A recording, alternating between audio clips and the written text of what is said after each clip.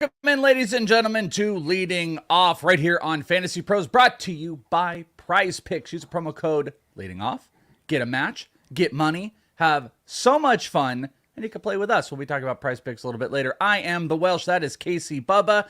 Bubba, I do have a new nickname. It is Welsh, aka Best Friends with Corbin Carroll. No big deal. We're just best friends. It seemed that way from the pictures I saw. We didn't see, your feet, so you must have passed the test there, and it was good. Look, you look so happy, yet you could tell you're holding back so much emotion in that picture. I hated it. I'm the single worst picture taker because it's like I get my face in general is just a problem, but I'll have like this face not good for podcasting. But then I take a picture and I'm like, yeah, and then I look at the picture and I'm like, why was I doing that? It's like the worst face. What are you doing? Like who are you? Like people ask me what my good side is. I'm like, I don't have a good side. It's just round. There's no sides. Yeah, so just pick one. The good side is me not in it. That's the one. But me holding the camera. There we go. Yeah. It was very fun. Regaled with stories. Corbin Carroll is even better than I've been around him a couple times, but this was a very particularly great one. The first instance of being around him, Dennis Sidler from Sid's Graphs, who you should check out, Dennis asked him, like, can you even walk around anymore? And he's like, oh, yeah, I can walk around. And he's like, you can go around a target and you it's not, you're getting bombarded. He's like, no, not really. And he's like, oh, that's funny because I drove by and there was a billboard with you on it. And he was like, oh, really? And I was like, oh, you silly Corbin Carroll. You don't know what you're in for because it's not going to be like this much longer. But we watched the Little League World Series. Corbin Carroll was sitting there watching these Little League guys play. We talked about the White Sox situation. We also talked about cards. We talked about cards and his collecting and him pulling an auto of himself in a thing. Lots of fun stuff with Corbin Carroll, which we could talk about over time. But on the Corbin Carroll front as well, at the end of the show, if you're watching on the live stream, Fantasy Pros MLB YouTube, I'm going to be unveiling the helmet. Yes, I have it right here. I'm looking at it in my possession. The Corbin Carroll inscribed full-size helmet for the home run champ we will be getting to here in a little bit. So make sure you're tuned in and locked in as well. If anyone has any questions, we'll try to get some listener questions in today in the chat. Another good reason to hang out with us if you guys do. We will be pulling some of those up here and we'll just kind of like get right out of it. Mr. Buster, thank you. Mr. Buster said, I am beautiful. It was not beautiful. It was your smile, it was pretty big. It was just this stupid, you know what the problem is too? You have like a fat face. You just have to, you're like trying to put your face out and then back up, and you're just like trying to find the right position, and then what ends up happening is you look like a mongoloid, and you just look ridiculous. Preaching to the choir, Welsh. Preaching to the choir. Yeah, it's not too great. It's not too great. So, like I said, fill up the chat with some questions, and we'll start going. But let's get into the stuff and the things, my friend. X-rays have come back negative on Ronald Acuna's left elbow. Thank God. He left the game after being hit by a 97-mile-per-hour fastball, and the collective universe went, MVP? And he's okay. It looks like he's okay. I can't imagine he's going to be in the lineup today. I was actually going to bet Atlanta, and then I was like, Acuna out of it. I might not play with them today. Yeah, it's interesting because I saw the replay and he's got the big arm guard on, and somehow it went underneath the flap that bends on the elbow. It was like the the luckiest shot in the world. Basically, it was like Star Wars. But I think he'll be fine. He looks fine. He'll probably miss today's game, and they'll go from there. I think so. I think that's going to be the case. A funny story. I don't know if you heard this, that the Acunas, Luis Angel and Ronald, have a $5,000 bet for who steals more bases this year. Did you hear about that? And no, I did not.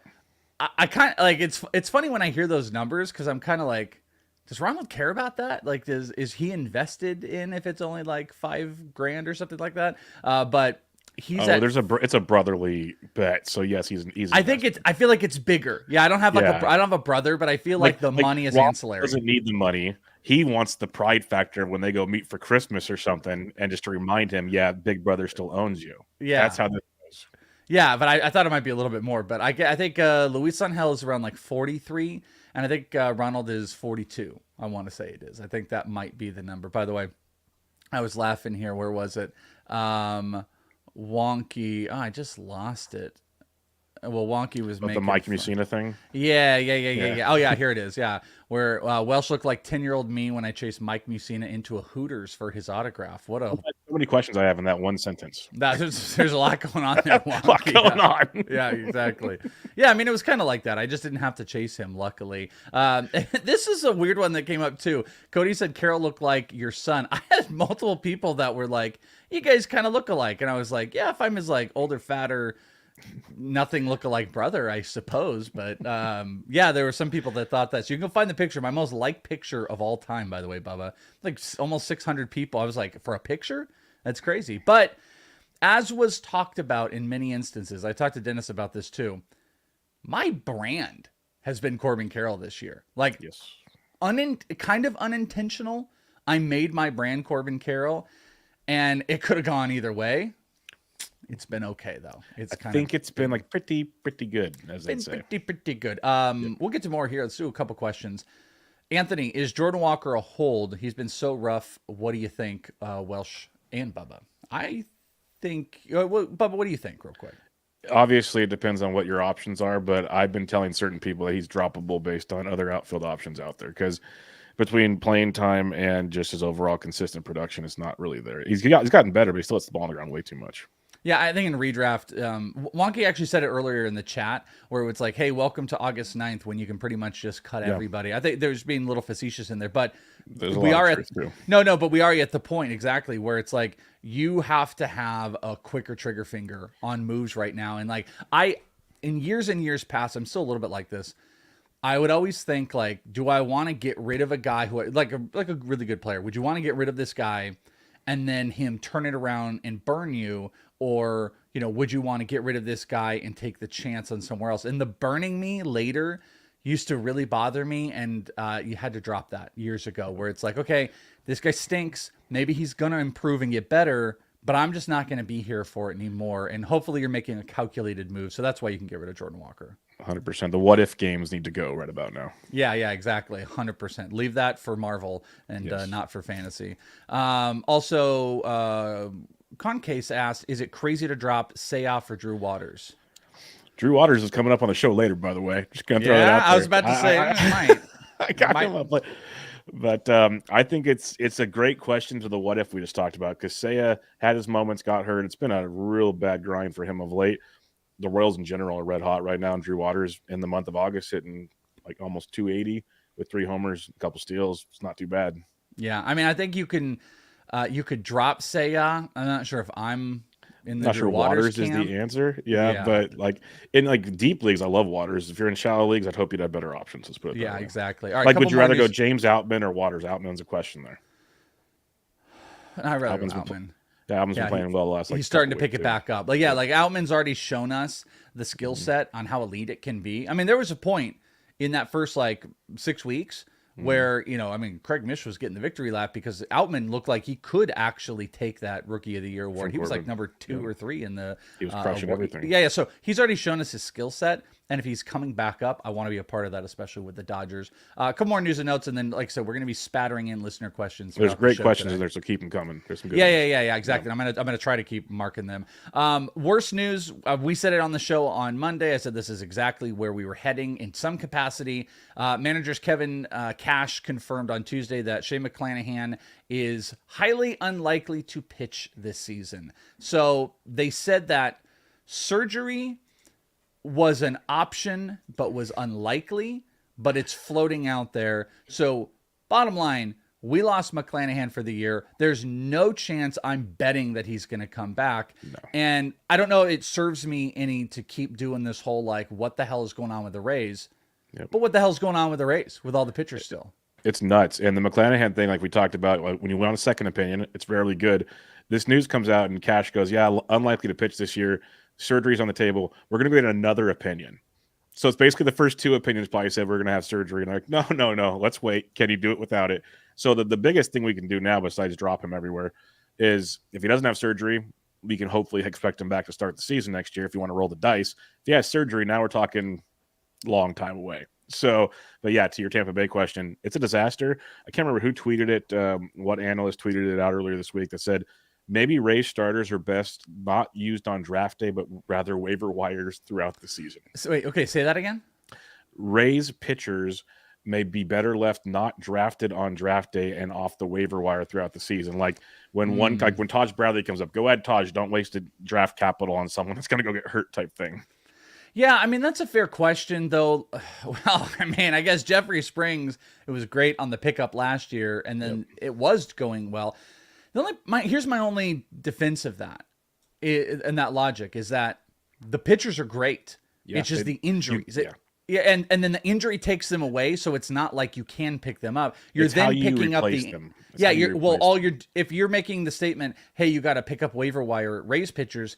It's not the good guys. It means you're picking up the next guys in line, which you just need to be attuned to then. But like, dude, Rasmussen was badass. Springs was a monster. That was my other guy this year. McClanahan, I thought, was the number one Dynasty SP. I guess the more important question is, okay, so McClanahan cost a premium. Where Springs and Rasmussen, their value went up, but it was like around 100, 150, depending on where you're drafting. Springs started to cost a little bit more of a premium. So there at least you got more bang for your buck, where McClanahan, you're probably like a third-round pick, give or take, and then it started getting like, you look at it, did I get my dollar's worth now? In this whole grand scheme of things. Yeah, I think what you're getting at is paying a premium for Rays pitchers at this point. Like, I refuse, unless I'm told some other science to this, I refuse to believe that there isn't something in the organization that is causing this. And I'm going to text Eno right when we're after this. I think I might have poked at him yesterday about it. Like, find out. You're smart. You're the smart guy. Find out. Question for you, prospect guy. I know we're deviating from things, but we're talking Rays here. Shane Baz will be back to start next season because he had TJ last September. So now surgery behind us, kind of glass now situation. How do we feel there? I'm still in, especially if that's the my injury point. is Though. out. Like, so there's going to be guys like Glass now. All of a sudden, will be a higher pick because it's just this back injury. So the Rays, we still know they're going to be good when they're on the mound. Is the bottom line. It's just the premium we talked about. To your point, like I might be more fadey of McClanahan and Glass now next season, where guys like Bradley and Baz are going to be a lot cheaper. I might go into the Savali as well. We didn't see Savali make the change yet, but it was in like one start where the theory was maybe that Savali they were going to have him throw the fastball a little bit less. That's kind of what the Rays do. So if we see some big changes, he would be a guy next year. I think I would probably buy into a cheaper Savale, Bradley, and da-da-da-da-da. So those are some of those. Some of the other news, and then after we get out of the news, we're going to answer a bunch of these questions. Logan Gilbert went 7 innings, 1 hit, 12 Ks, no walks. Bubba, only 4 hard hit balls, but 15 swinging strikes. So again, 12 strikeouts with 15 swinging strikes. So the efficiency of when he was getting those swinging strikes were for his strikeouts. Probably some called strikes in there as well. So just curious at your thoughts on Logan Gilbert, this performance. You know, we've seen Luis Castillo, George Kirby come up. Gilbert has had these flashes this year. This was a absolutely dominant performance. Thoughts on Gilbert? Yeah, absolutely amazing. I was kind of like, where did the strikeouts come from? Like he's been good this year. You know, not as consistent as Kirby, like you mentioned, but this was just pure domination here, and it just kind of gives you hope for going forward with him as a upper end draft pick, like we're going to have to discuss next season. But it was great to see. I don't have a ton to say on it really. It's like you're hoping for these kind of starts, and he finally gave you one. It's been a rocky road of late for him. So those that stuck with him, you got rewarded. He really has been one of my favorite underlying ones because he's the hardest work. I've said this a gajillion times, just haven't said it in a while. But like, you know, I go to Mariners camp a lot because I live near it. So like the camps I go to the most, like Royals, Rangers, Padres and Mariners, and then occasionally White Sox and Dodgers are because they're close to me. Logan Gilbert is, without a doubt, always the last person off of that field. He's working. He was sitting in bullpens. He is one of the first out and the last out. Super hard worker, smart guy, adds pitches. You worry sometimes if you become too much of a tinkerer. And I know the chat said that my pick-upable is a Welshism, which I don't know. I think pick-upable, is that a Welshism? That's a word. I think it's amazing. If it's not a word, it should be. Yeah, dictionary. I think that should be in the Merriam Welsh dictionary right there. Yeah, I said like the Welsh, like Webster's, the Welshers The Merriam dictionary. Welsh. Yeah, exactly. The pick upable. I really think we should actually make a It's book. the ITL dictionary. Let's just be real about it. Like Yeah, there's enough phrases between you two that you guys could have a dictionary by now. but like, we should have a book. We should maybe like the chat. We could all work on a book together. Like a player debate book with Like you remember glossary. those like little tiny like little baby Bibles they would have. So like baby, Yeah. we could have like a little baby Welshism book. Stand at the corner and hand them out. Yeah, they're like this big, and just each page is a little Welshism. Yeah, Like let's perfect. work on that. We can have that next year on as a Make thing it a on one-a-day FantasyPros. calendar book. Yeah. Yeah. Oh man, that would be fantastic. I get each one is me of a different photo with Corbin Carroll. I'm just exactly smiling each month or photoshopped and like that. like you're on the pyramids one day and you're over here another day. It'd be awesome. But it's always me and Corbin. Like me and Corbin are photoshopped. Like it's the one picture you guys took together, but it's like we're at the Colosseum in Rome, and then we're like it's all over the place. That would be with this. Hilarious. We're like on the Golden Gate Bridge. Yes. Yeah, exactly. We're near the Sphinx. Like It's a Small World in Disneyland. Like it could be awesome. Great Wall of China. It's me and Corbin. We're still. Oh my God, we got work, guys. That's phenomenal. That's phenomenal work. A couple other pitching things. Lucas Giolito didn't suck. That's just cool. He gave up 3 against the Giants, but he struck out 7. Here was what was bigger: 17 swinging strikes. No ball was hit over 96 mile an hour, and velo was up a full mile per hour on the fastball, and I think it was the slider. So velo up, no big hard hits. Maybe it was against the Giants. Giants have been kind of a little bit stinky and stuff like that. But how encouraged, like how much are you buying off of this performance? You know, moving over to the Angels. I don't know what the hell they do at the major league level to work, but being around Ohtani, I guess, can just kind of like rub off on you. That, and he's an LA guy. He's home. So that's big for Gio as well. I've been rolling Gio still this season. He's had his hiccups. He's not the ace he once was, but he's definitely a very serviceable pitcher. Like before the 9 runs against Atlanta, it was 3 runs, 0 runs, and there was an 8 in there. Then 2-2, 4-1-2. He's been very, very serviceable, getting you 5 or more Ks. This is who he is to me, especially against bad teams. He's going to take advantage of bad teams. It's just the tougher teams you have to look at. You know, the Mets got to him somehow, but that's when the Mets were kind of playing well. Atlanta, he gave 9 runs against the Braves in Atlanta. I think we can let that one slide. So yeah. I'm good with Gio. Yeah, and you know, I don't know if I can't decide if I'm interested in like maybe like a little buy, like if I were in a dynasty keeper, you know, you're looking for pitching. I'm pseudo interested, though he's going to go to a new spot next year. I want to see this end positively. He's going to the Dodgers, assuming if Ohtani somehow does not, because Gio wants to be home. If you've listened to him talk about like just when he went to visit Dodger Stadium with the White Sox, he didn't even pitch. It was like the best thing for him. He wants to be in LA. Yeah, well, and I talked about it too. He's had some personal stuff. He went through.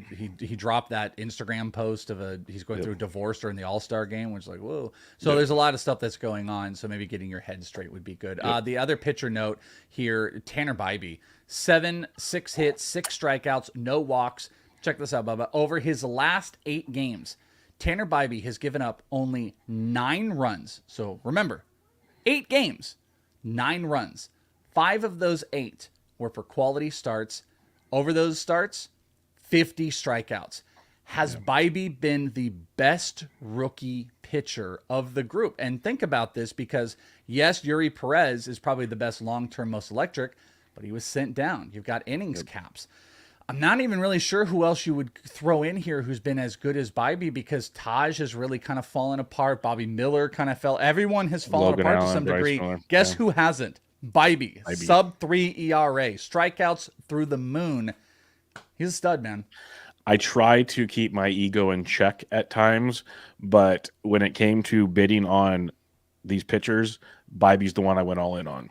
For the reasons I was like to you, James Anderson, and others like talking about, he was towards the top of that list of guys coming up early on. Plus his innings, there was really no innings concerns. Like he should be able to go like 150, 160.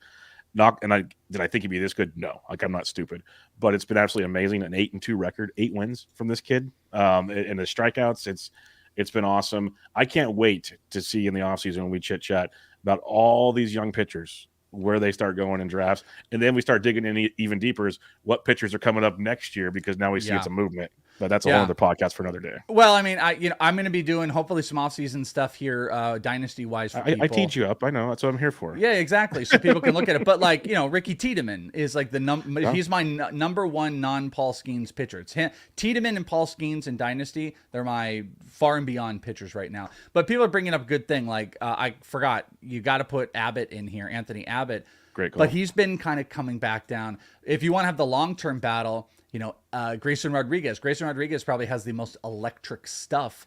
But, Yuri Perez, Grayson Rodriguez, Tanner Bibee. Tanner Bibee has moved himself into that territory. A very cool buy if there are non-believers, if you can do that, especially if there's a competitive team right now that is maybe worried about innings caps and, the Guardians just kind of stinking in general. Maybe you can trade some deader weight to get a guy like Bibee in a trade for someone who's like, hey, I already got the best out of him I possibly could.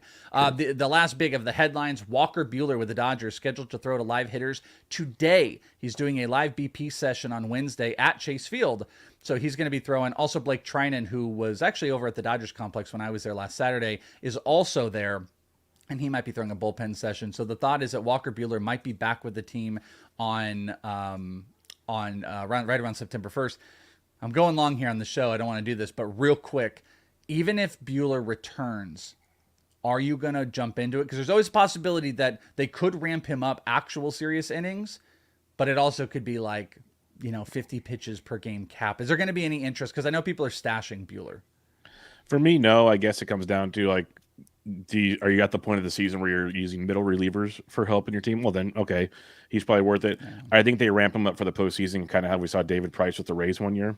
I think they want him to be able to go like 3 innings at least in a postseason game right now. They don't care about September. So that's where I see like Buehler. Like they want him ramped up for October. Yeah, I kind of just don't have like crazy interest. Yeah, so I haven't put any bids and I haven't even looked to try, but he's not on my list. Yeah. So just, everyone know like maybe it'll work out. I'm really not necessarily there. All right, so let's go to some of the questions. Oh yeah, I saved some of these. Richard had said Welsh has helped Corbin as much as Corbin has helped Welsh. Hot take. That's funny. All right. That's pretty good. That is pretty good. All right, so here are some of the questions. Groovy said, would you drop Willy Adames? We're going to go lightning style here. Not yet, but there are some good middle infield options, so I could see it in certain leagues. Like he asked Westberg or Adames. Westberg starting to play regularly. That's very interesting. Like I'm still an Adames believer, but we're getting to the point of the year. It's not great right now. Well, I got an interesting one. Okay, so hold on. I'll answer this to say I think you can if there's viable options. The dicey, questionable part is what are those viable options? I don't know if Westberg is, but here's one. Let me do this. How about Richard when he says Waters or Geloff? What about Geloff? What if you were going like middle infield? Geloff is like 5 homers, 6 stolen bases, or maybe I inversed it over like 20 games.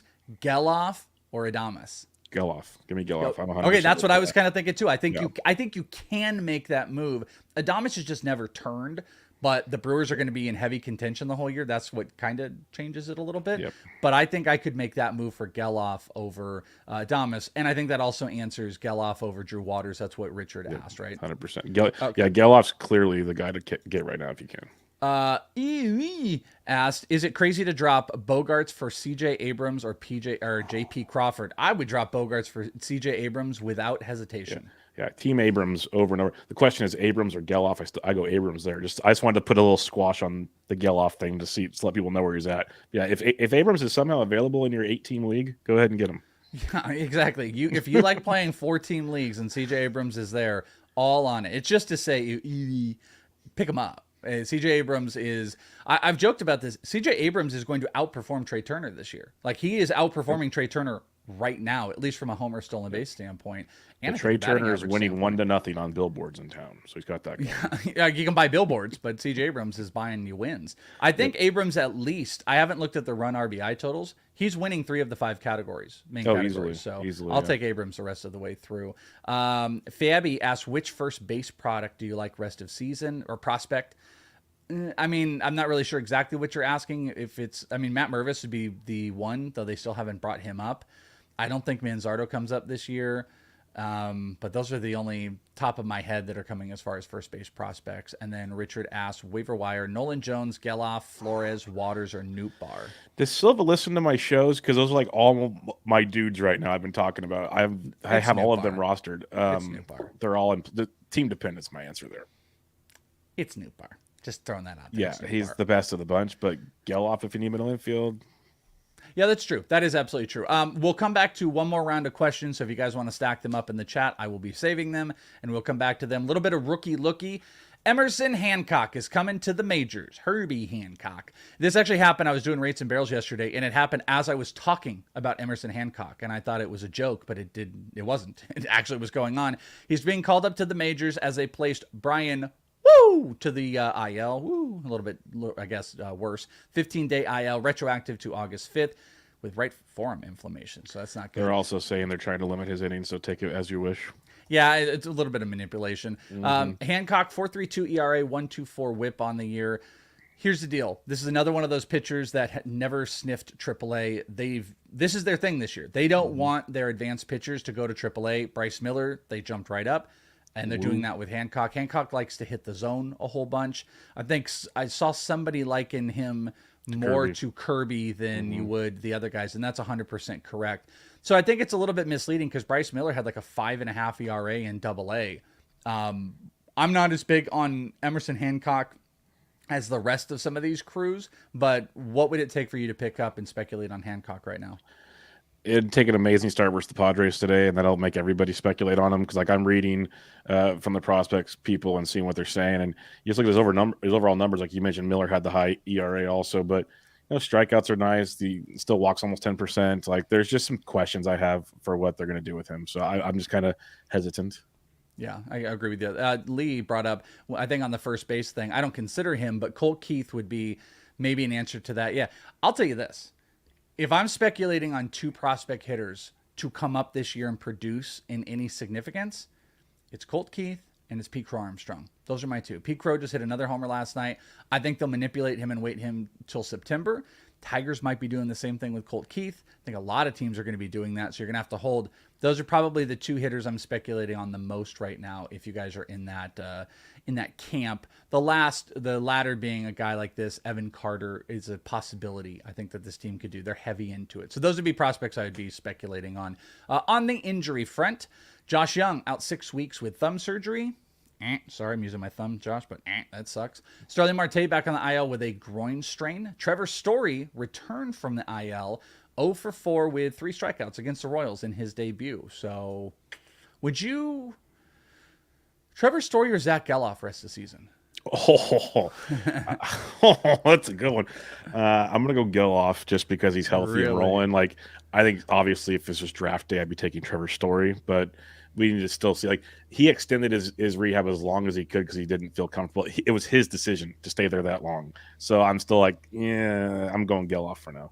Okay, we're just doing a heat check. I think now September 1st. Bring that question back. Let's see once he's comfortable where dust settles. I think I'd probably lean Story, but we'll see. We are talking about Ronald Acuna. JD Martinez undergoing an MRI exam on his injured hamstring on Wednesday, so keep that in line. I'm going to save this I was going to do this. We're going too long, though. But I just want to point out, for 1 second, that what's his name? John Angelos is the thinnest skinned owner in all of baseball. I just can't get over the Kevin Brown stuff. I love that all baseball is circling around how embarrassing that it is for the Orioles that they're doing this, and they should continue to do it. That it is super embarrassing what they did if you didn't pay attention, suspending their announcer for literally doing nothing. I watched the video and I was waiting for him to say something. So was I. I was like, "Where's the Nick Castellanos high fly ball to left field?" 100%. I was ready for him to be oh, is the mic off, and then just start going, and it never happened. They're embarrassing, and they should be pretty embarrassed. 3 up and 3 down. Kyle Schwarber, 2 for 7.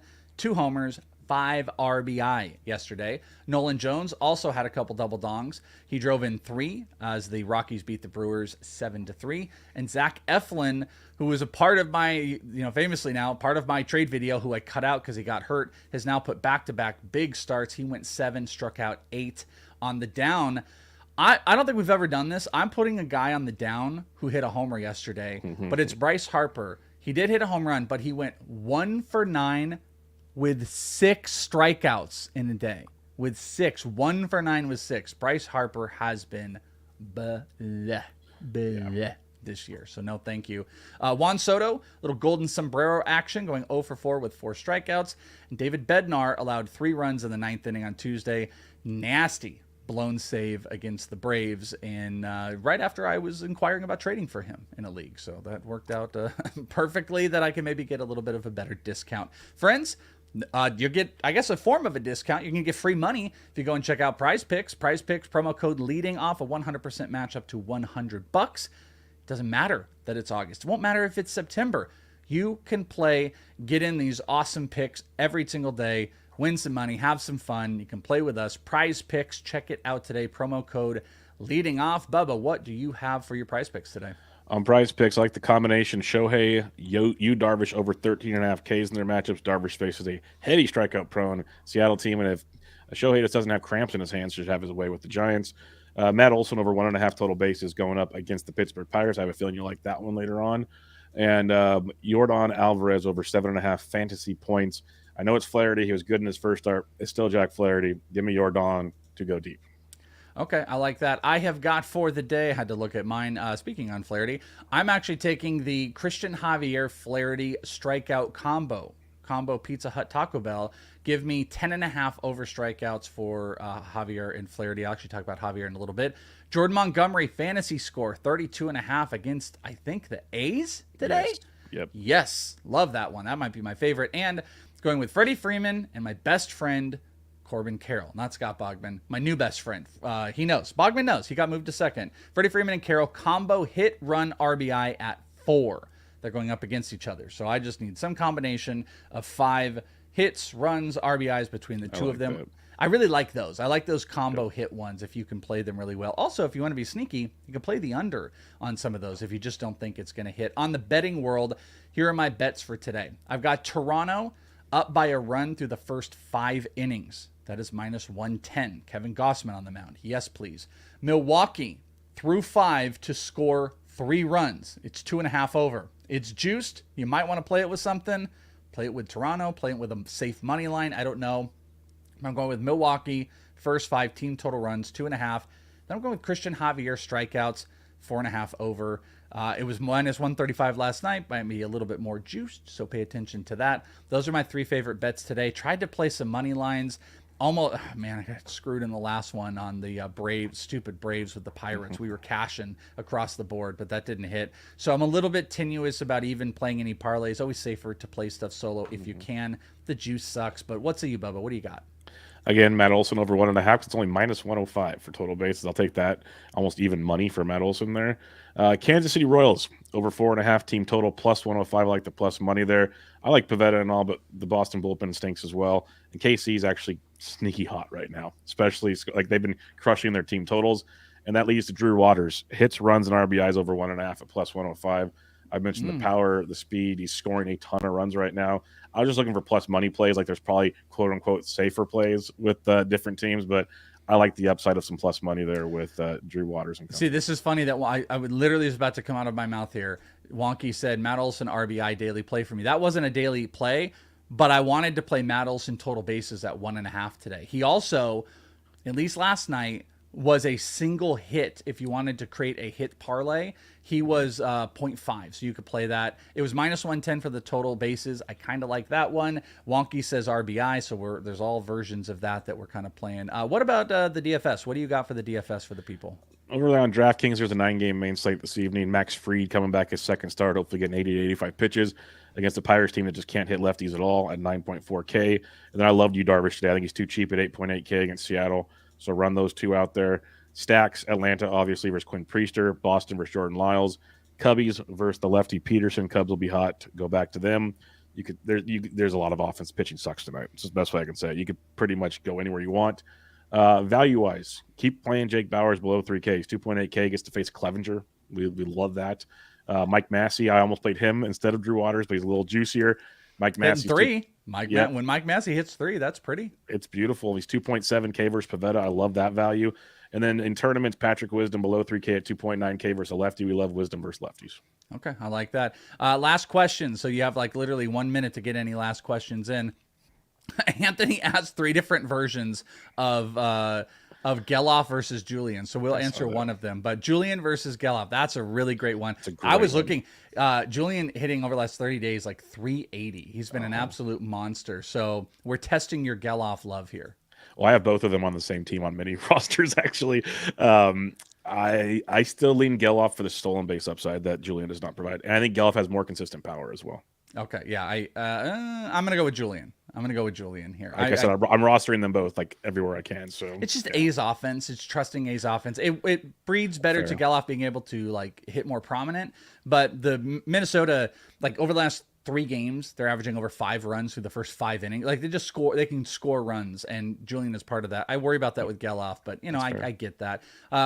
Rick had also asked. This is an easy one. It's Geloff over Snyder's been fun. Maybe I'll just be wrong, but I'm not there for that. And Lee asked, this is an easy, Trevor May or Andres Munoz. And he said, is Munoz a no doubt? Absolutely. Munoz is a no doubt because I believe Seattle is 1 game back right now. Yeah, and Munoz already has, I think, 4 saves since the trade, maybe 5. He's got 4 for sure. It's been ridiculous what he's doing back there. Yeah. And Paul Sewell's got a blown save. So let's do this real quick. You have about 1 minute. Tell your friends, we're about to show the Corbin Carroll helmet. But Bubba, when we go to our home run call, I want you to read off this board for me right now. Who do you see? Home run leaders. Blue Harvester is at 46. Got JJ Tater. Razor Ramon at 39. I'm still. Keep going. Let's get Wonky Penguin gets her love at 5. The 6th place team, the Welsh. I am back on the board. I'm going to steal this helmet. I'm not giving this helmet back to anybody. All the listeners, you're going to have to deal with it. I'm coming for Blue Harvester. Blue Harvester has a commanding lead over JJ Tater of 5 homers. But I am 12 homers back, but I am 6 on the home run board for the year. I am coming for that helmet.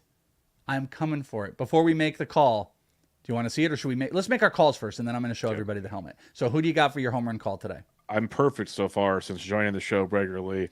I took a little bit of a chance here, but I'm going Rafael Devers versus Jordan Lyles. Give me some Devers action in this one. I think this is your 5th show, and I think you've gone so far 3 for 4 on the show. No, I have the 4 for 4, actually. Have you been 4 for 4? Yes. You're a ridiculous person. I think Cody said this before. This is my call today. I'm going Austin Riley. I'm going Austin Riley on it. I will openly say I always pick the wrong bopper on the Braves. When I pick Matt Olson, it's Riley. When I pick Riley, it's Matt Olson. So I feel like I should just own both and get more home run calls because we're working here. But I'm going with Austin something Riley. Joe would do. It is something Joe would do. He actually has Matt Olson in perpetuity right now. Yeah. I actually meant to take a video of this, but this was the very first thing that Corbin signed when he got in. I barely had time to do anything. I didn't even get time to take a picture of it because it happened so quick and we were going with it. So this will be coming from me. That is the other big prize here. I mean, I could autograph this helmet if someone wants to. No big deal. But I will be shipping it to the winner. And hopefully I won't be shipping it to anybody, and I'll be keeping it right here in the office. But this is the helmet right here if you're on video. It is, let me move my mic so I can like talk here. It says Corbin Carroll. He signed his number on it, and it says FantasyPros Home Run Champ, all inscribed by Corbin Carroll, a full-size Diamondbacks helmet. Whoops, the microphone is away from me. And there you go. And it is in my possession. Maybe it'll leave. I'll put it back in its protective home here in a minute. And I will be shipping it out to what seems like, what is it? Is it Mr. Harvester? Harvester. Yeah, Harvester might be it. So we'll see. And ship it with one of the tiaras from last year. Oh, you know what? Maybe we could do that. Maybe the 2nd place team should get the tiaras. Just throwing it out there. Yeah, I think we might bring. It's funny. I thought about it this morning. I don't know what brings back the tiara. I think maybe we'll have some tiara action at some point into this year. So be on the lookout for tiaras. Be on the lookout for that incredible helmet. And be on the lookout for more shows with Bubba and I. Monday, Wednesday, Fridays. We got you guys hooked up. Thank you guys for hanging out with us. That is all that we have got today. Make sure you guys go and check out Fantasy Pros Premium. Get in the Discord. Have so much fun. Hang with us in the off season as well. I'm hoping to be able to extend a lot more baseball content in the off season than we've ever done before. And it is thanks to you guys that continue to support. So maybe Princess Welsh will be back, JP. You never know. That is going to do it for Bubba. I'm the Welsh. We will talk to you next time right here on Leading Off in Fantasy Pros. Goodbye, friends. Peace out.